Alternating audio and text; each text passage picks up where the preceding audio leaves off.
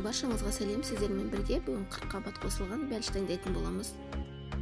Бізге керекті 1 стакан жылы су, 1 шай қасық тұз саламыз, 1 ас қасық ашытқы саламыз. Жақсылап араластырып аламыз. Оның үстіне ұн саламыз.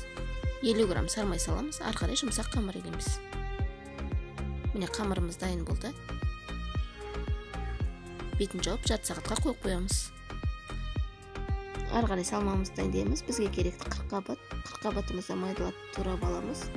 Оны қызып тұрған тавамызға кішкене май құйып қуырып аламыз. Дәміне қарай тұз саламыз. 2 шай қасық томат саламыз.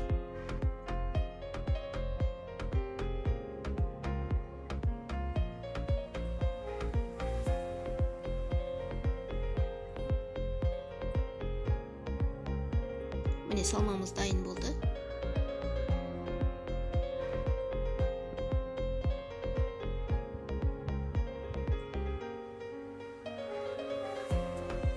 Ары қарай қамырымызды бөлшектерге бөліп аламыз.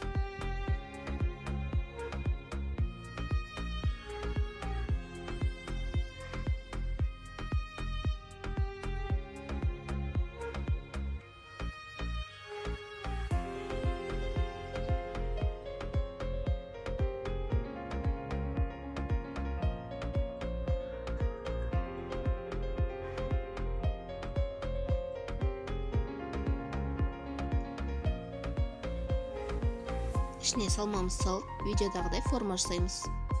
Барлығын осылай жасап аламыз.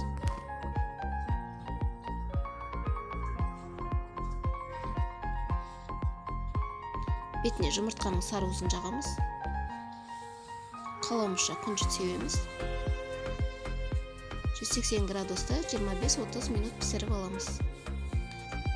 Міне бәліштеріміз дайын болды. Өте жұмсақ әрі дәмді болып шығады. Достар, мен каналыма тіркеліп, лайк, комментарий қалдырып кетіңіздер. Баршаңызға көп рахмет.